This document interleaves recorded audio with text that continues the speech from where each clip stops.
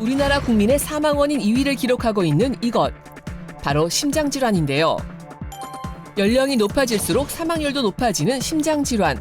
고령화 시대를 맞이하면서 심장질환으로 인한 연도별 사망자 수 역시 매년 증가하는 추세입니다. 이를 예방하기 위해선 조기 진단이 우선시되어야 하는데요. 최근 AI 기술력으로 심장질환을 초기에 진단하는 기기가 개발돼 화제가 되고 있습니다. 심장질환의 위험으로부터 벗어나는 방법. AI 기술력으로 실현한 진단 기술을 소개합니다. 네, 오늘은 의료계에서 활용되고 있는 AI 기술에 대한 이야기를 나눠보겠습니다. 김대혁 대표님 모셨는데요. 안녕하세요. 네, 안녕하세요. 예, 어서 오십시오. 자, 심장 질환을 진단하는 방법으로 가장 흔하게 사용되는 방법이 심전도 검사인데, 저도 이 건강 검진을 할 때마다 이 심전도 검사했던 기억이 나거든요. 현재도 꾸준히 사용되는 진단 장비 같아요. 네, 그 심전도에 대해서 잠깐 설명을 드리겠습니다. 그 약 120년 전에 에인토벤이라는 분에 의해서 처음 발명이 되는데, 이거로 인해서 노벨상까지 받을 정도로 당시 혁신적인 기기였습니다.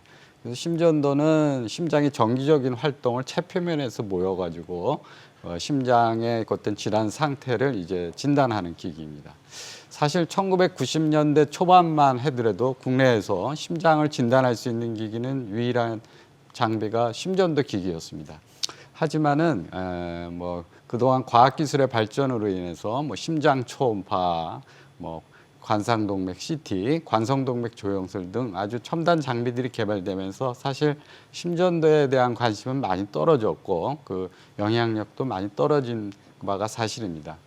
그러나 심방세동과 같은 다양한 부정맥 진단이라든지 급성 심근경색과 같은 진단하는 데 있어서 심전도 장비는 아주 필요한 장비이고, 현재도 국내 1차, 2차 병원에서는 심전도가 유일한 그 심장을 진단하는 장비로 생각하고 있습니다. 네, 최근에는 AI 기술이 적용된 진단 장비들이 또 개발이 되고 있다고요? 네, 맞습니다. 최근에 의료 쪽에서도 AI에 대한 관심이 상당히 높습니다.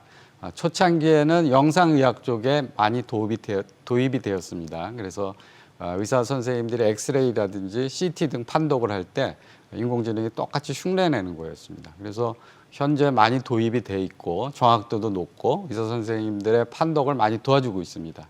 심전도도 역시 똑같은 그런 상황으로 초창기에 도입이 되었습니다. 그러나 과거부터 심전도 자체 내에서 그 독특한 알고리즘에 의한 기계 판독이 있습니다. 상당히 정확도가 높습니다. 그래서 다양한 심전도 상에서의 그 부정맥이라든지 또 심근경색 등에 대한 정확도는 굉장히 높은 편입니다. 그래서 인공지능을 이용해서 이런 것을 해결하기 위한 요구도는 사실 적었습니다. 그러나 문제는 무엇이냐면 아무리 그 훌륭한 의사의 그 심전도 판독이나 기계 판독으로도 정확한 심장 상태를 알기는 어렵다는 게 문제입니다. 예, 이 증상이 미세하거나 좀 초기의 환자들 경우를 말씀을 하시는 거죠? 예, 맞습니다. 그래서 인공지능이 이러한 것을 이제 풀기 위해서 임상의료 빅데이터와 심전도 데이터를 연동해서 학습을 시키게 됩니다. 그래서 이러한 학습을 통해서 심장 질환의 그 위험성을 예시해주는 그런 소프트웨어를 저희가 만들게 되었습니다. 좀 더 자세히 말씀드리면 다양한 부정맥 질환이 있는데 그 중에서 가장 흔하면서도 임상적으로 문제가 될 수 있는 부정맥이 심방세동이라는 부정맥입니다. 예. 그 심방세동은 심방의 잔떨림입니다. 그래서 심방 안에 혈전이 잘 생깁니다. 그래서 우리나라 현재 유병률은 약 2.2%고 60세 이상이 되면 급격히 이제 증가가 되고 80세 이상 되시면 10명 중에 한두 명이 이 부정맥을 갖게 됩니다. 그래서 심방세동이 중요한 이유는 뇌졸중 위험이 굉장히 높고 사망률도 높고 이로 인한 심부전증도 상당히 증가하게 됩니다. 그래서 무엇보다도 중요한 것은 뇌졸중 원인의 한 20 내지 30%가 심방세동이 원인이고요. 약 7,000명 정도가 매년 뇌졸중을 걸리고 나서야 그제서야 심방세동을 처음 진단받게 됩니다. 예, 뭐 전문의도 또 진단기기도 이 심방세동을 잡아내는데 한계가 있었다고 하니까 걱정이 됐는데, 자, 이 같은 문제를 해결할 수 있는 또 기술력이 개발이 됐다고요? 예. 심방세동 초기에는 심방세동 리듬이 나타났다가 저절로 사라졌다가 이렇게 왔다 갔다 하는 패턴입니다. 그래서 이런 거를 저희가 발작성 심방세동이라고 하는데, 그래서 환자가 병원에 와서 아무리 검사를 하더라도 항상 정상적인 모습을 띠기 때문에 진단하기가 매우 어렵습니다. 그래서 저희가 발작성 심방세동 환자의 정상 심전도하고 일반 건강인의 정상 심전도를 인공지능에 학습을 시키게 됩니다.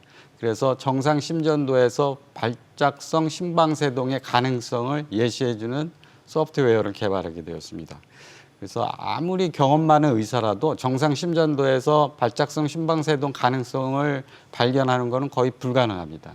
현재 국내 유수한 대학들에서 함께 그 데이터를 같이 많이 모아서 발전시키고 있습니다. 그래서 작년에 2023년도에 임상시험을 하였고 식약처로부터 혁신의료기기 지정을 받은 바 있습니다.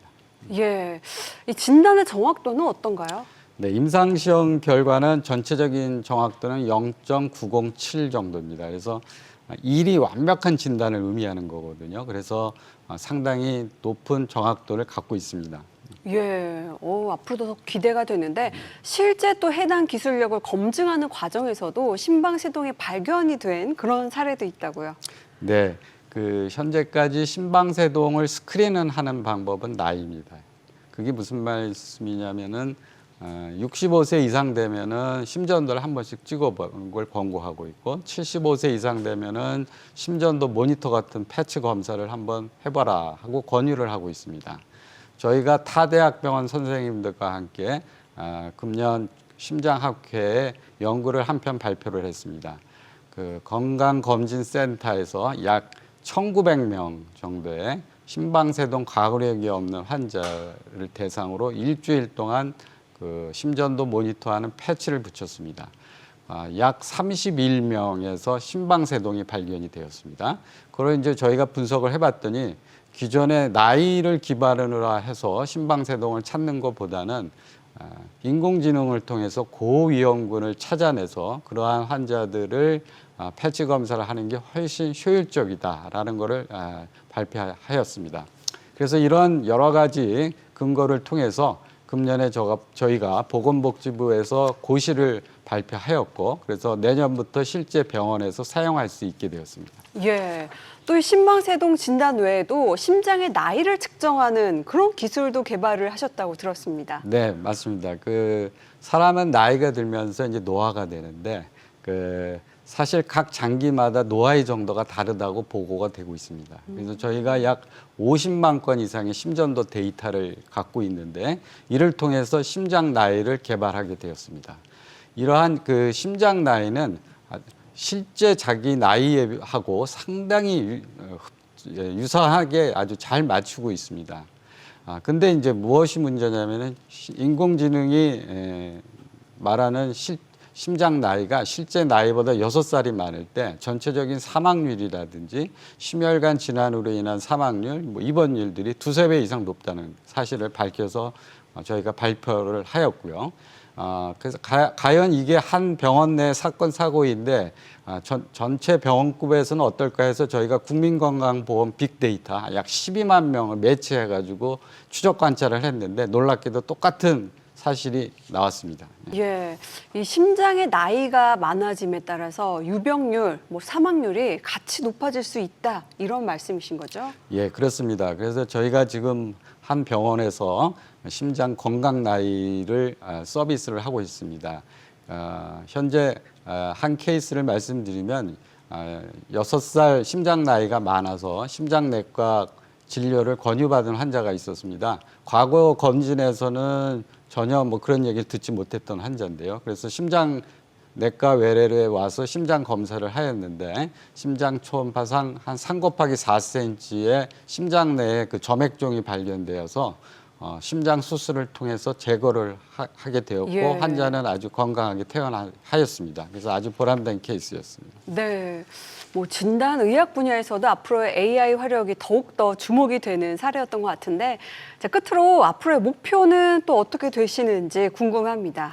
예, 제가 한 케이스를 설명을 드리면서 말씀드리도록 예. 하겠습니다.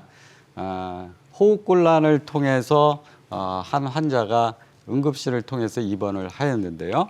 엑스레이를 보시면 정상인과 비교해서 양쪽 폐가 하였습니다. 그래서 네네. 저 당시 영상의학 판동은 심장 원인인 폐부종 또는 폐렴일 가능성이 있겠다. 그래서 예. 확신을 할 수가 없었던 거였죠. 그런데 저희가 개발한 그 심전도 상에서의 그 AI를 통한 분석을 보았더니 발작성 심방세동의 가능성이 90% 이상 높게 나왔고 심장 나이도 6살 이상으로 나왔습니다. 그리고 또 최근에 이제 심장 기능까지 이제 저희가 볼 수 있는 인공지능이 있는데 예. 심장 기능이 매우 떨어져 있을 가능성이 약 70에서 80% 높게 나왔고 이분의 호흡곤란 원인이 심장일까 폐일까를 보는 인공지능이 있는데 심장의 원 가능성이 70% 이상이다라고 밝혀졌습니다. 이 환자는 입원을 해가지고 정밀 검사를 했는데 심장 초음파상 심장 기능이 정상인의 그 반 정도까지 떨어진 정도의 그런 기능이 감소돼 있었고 4일 후에 발작성 심방세동이 발견되었습니다. 네. 그래서 이렇듯 단 10초 동안의 심전도에서 인공지능을 통해서 이런 여러 가지 심장 상태를 유추할 수 있는 그런 아주 우수한 기술력을 계속 갖는 그런 인공지능 회사가 되는 게 저희 목표입니다. 예, 사례를 통해서 들으니까 만약에 같은 상황에서 이 심장과 폐 중에서 자칫 폐로 돌아가는 길을 선택했다면 큰일 날 뻔한 거잖아요. 네, 그럴 수도 있겠습니다. 예, 좋은 기술력의 발전 더 응원하겠습니다. 자, 지금까지 심장 질환을 진단하는 AI 기술력에 대한 이야기 나눠봤습니다. 고맙습니다. 네, 감사합니다.